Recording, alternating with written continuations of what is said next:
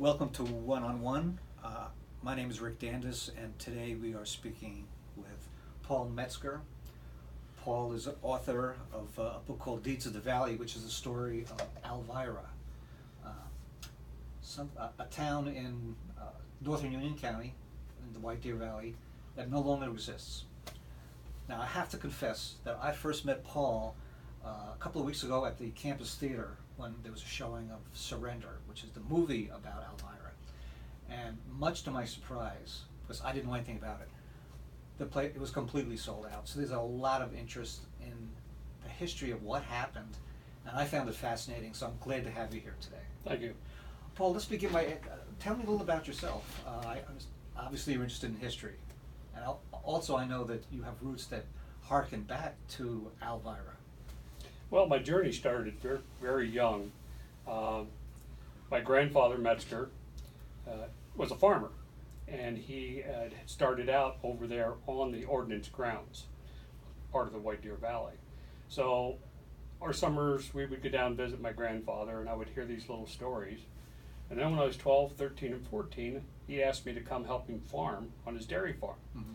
It was there I would hear the stories about Dr. Metzger. Dr. Metzger was a very revered physician in the village of Elvira, which at the time I didn't know what Elvira was. Then I would also hear the same stories of my great-grandmother Jarrett, who had been carried off her porch and her house destroyed by bulldozers that were standing by. So those two stories kind of always stuck to me in my teenage years. So there was no Elvira at that time?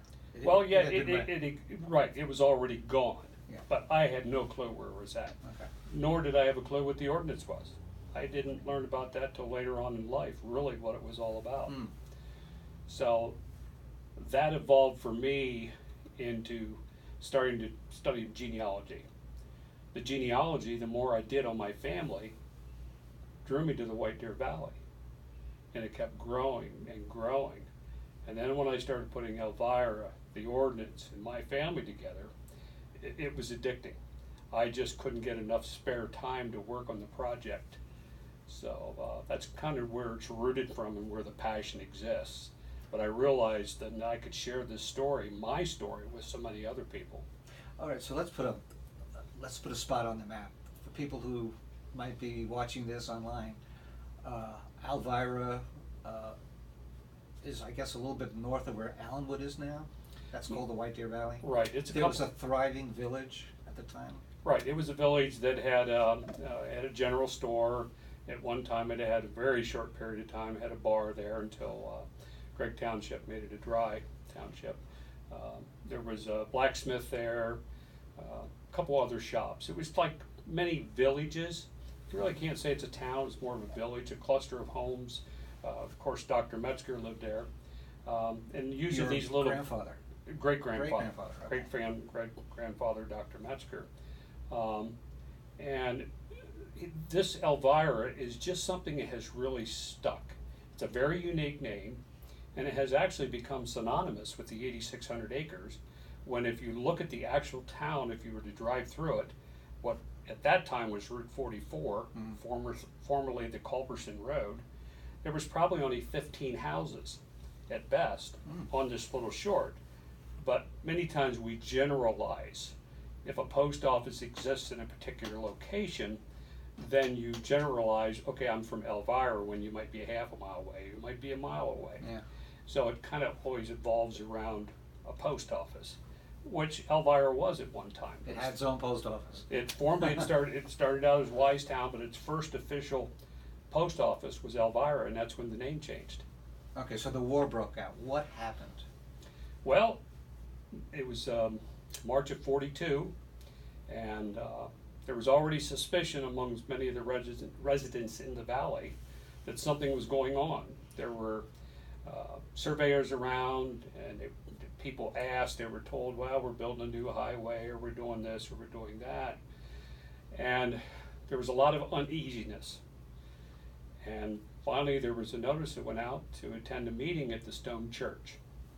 By the way, it's the only standing building within the now prison grounds. There are only two other buildings that remained intact. The Stone Church. Yes, the Stone Church stayed. And that's not really an Elvira. It's actually a mile away. So it was there that they met, and they were informed that the government was going to build a munitions plant, and they had 6 weeks to leave. There was over 200 people in attendance, and they were just shocked and disbelief. They were living through and coming out of a depression. Number one, they were sending their sons and daughters to war, and now they're told 6 weeks to leave. And this is where the story of my great grandmother comes in, because her building, her home, gave way very quickly within that 6 weeks, because that's where the administration buildings for the ordnance was going to be constructed. So it happened early on. The sad part of it is, with all the family research and the good fortune I've had to have so many pictures and stories and documents, Bibles come my way because of my interest in my family, I never saw another smiling picture the rest of their life. Wow. So I've pretty much summed it up from the people I've interviewed as well as my family. Many of those families left with heavy hearts. I'm sure they probably didn't resist that much because, let's face it, we were at World War. Nobody really knew. You had German ships off the East Coast. You really didn't know what the potential was. So there was a conflict there between having to yield to a war effort and giving up their livelihood. But as I said, they left with heavy hearts, but they would die of broken hearts. Many of them did. Yeah. Now, for some, they turned their lives around. But for those that lost everything, like I have 4 direct ancestral lines that started out there from the 1830s throughout that whole 8,500 acres. So to have that many generations, and that many cousins and aunts and great uncles invested in that land, blood, sweat, and tears, to be suddenly told 6 weeks later, you've got to leave. You're gone. Now, Paul, let's give some credit to your to Steve Huddy. A lot of this can be seen visually in his movie called Surrender, right? And that was also shown at the Campus Theater. So the both of you met, you worked together. You've told me previously that a lot of your research focused on the families, the real stories of the people who live there. But for people who maybe are not aware of the entire story, what happened? They built a munitions plant. Just briefly tell us why they tore down Elvira. Well, for that reason, it was a munition plant, and what part of the munition was actually the TNT. There was 2 lines that were to be constructed, and unfortunately, the 10 months it took them to build it, they barely got 3 or 4 of them started within the units before they started shutting them down. So it was very sad, to see that go away that quick. All these buildings had been constructed, the lands had been contaminated. How many thousands of people came in? Do you know offhand? From Steve's work, I believe his records show around 10,000 people. 10,000 people came in to work the munitions plant, right? Which was only operational for about a year. Right, about 10 months, and they started shutting it down immediately because as those saw the movie Surrender, the general that came in here that oversaw, got this thing started, he had just finished the Pentagon, he comes in here to see this, and now he moves on and disappears, only to be later found out to be part of the Manhattan Project. So once you know that, you see why, nobody really knew. Nobody really knew what was going to happen. As far as they had to keep making TNT because they didn't know how successful the Manhattan Project was going to be. It's quite a story. We're talking with Paul Metzger. We'll be right back. Take a sip. Very good, Paul. Good. Yeah. Water? Yeah, actually.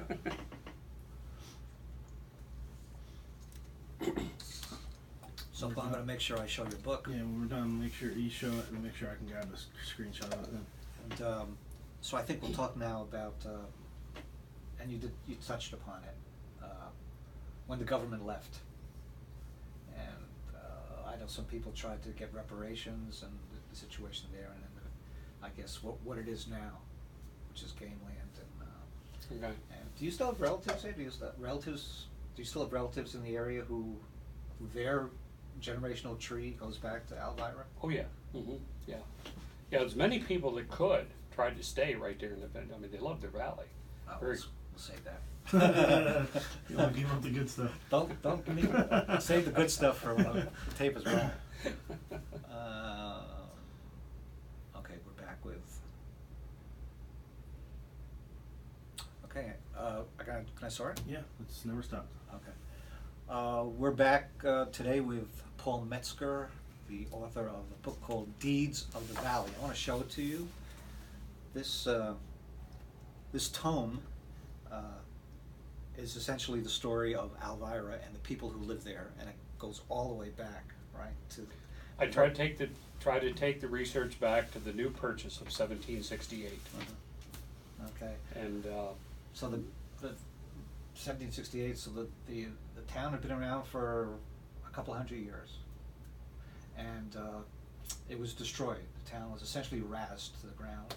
A plant we talked about earlier in the earlier segment about how the government came in, built a munitions plant, and then left. And what happened to the people who were displaced? well, many of them tried to start up new lives. Some of them would move half a state away to try to find ground that they could afford, because they only got pennies on the dollar. You had Washington bureaucrats coming up here and judging homes by maybe what they were living at, more Yeah. fancy, upkept homes. Yeah. But the homes that these people lived in, they protected them from the elements. You know, it was home. They were raising their crops and their animals, and they could sustain life there. So therefore, they were lowballed on the properties, Yeah. what they were got. So what happened then was many of them just couldn't make a go of it because they got so little, Yeah. and because you had over 160 some families Oh, now wow. seeking new land. Imagine what happened to the price. Yeah. And that's why, I know specifically for my family, they were pretty much poverty from there on. They were taken in. They had a little home. They moved down in Allenwood, but it wasn't much because they just didn't get enough for the land. So I guess they weren't able to get enough farmland or No. afford farmland. No, and the sad part of it is, this is one of the regrets I have with my project. I tried to capture everybody's history. And what I mean by everybody is, again, we were coming out of depression. I would say probably 30% of the inhabitants that were impacted by this were not landowners. Like my grandparents, they were tenement farmers. They were farming there for sharecropping, half the crop. And they're gone unless they own land or some kind of a documentation. I couldn't specifically identify them to a tract of land, which is what I'm trying to do. This book was a historical reference book that brings in what happened to someone's land, their genealogies, anything connected to the land that may draw them in and try to preserve this history. Because it's important to me that these generations that toiled these lands, blood, sweat, and tears, Yeah. that it's never forgotten. It can never be forgotten. There's lessons to be learned there. And it'll happen again. Unfortunately, if we don't pay attention to our history, we're resolved to repeat it.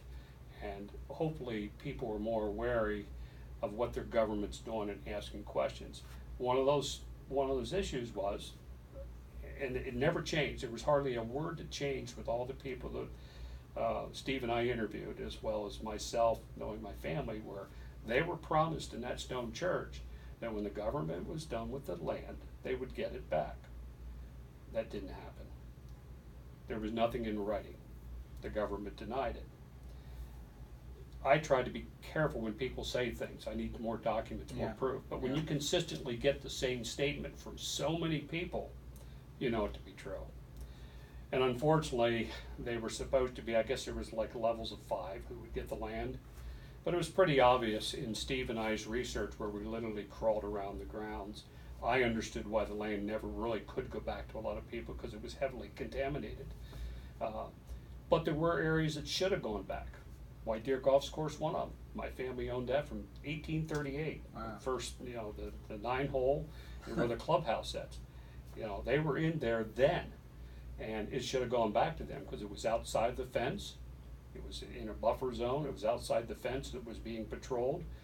So that's kind of a bitter pill when you know that the land was still farmable. Yeah. And so what happened is the government started breaking it up. Some of the lands in the buffer areas would be put out for institutional use. So you had the Williamsport Recreation Committee or something like that in Williamsport, that's what it was at the time, had an opportunity to start the golf course. You had some go to Pennsylvania College of Technology, which is then Williamsport Area Community College. Yeah, yeah. You've got your Earth and Science building over there. Then you had some of it go to the Allenwood Prison Camp, where our Halderman and some of our famous Watergate people enjoyed their stay, if you will. Yeah. I say that because there's some very interesting stories around their stay there. It was, if you're going to go to prison, this was the place to go. You had a golf course just down the street you could visit once in a while. That's another story. It's very interesting. So if people want to read your book, it's available at the Union County Historical Society? You can get it through the Union County Historical Society, the Muncie Historical Society, Montgomery Area Historical Society, and the Lycoming County Historical Society. Muncie Historical Society financed this project for me because it was more than I could undertake. But I want to make sure that the little bit of profit to be enjoyed is spread among all the areas that in some way or another were impacted, where relatives are still living, such as mine, that live still outside the lands. They didn't want to leave that valley. It was a precious place to live. Yeah. Well, it's a fascinating story. Thank you for being here, Paul. Thanks for watching, everyone.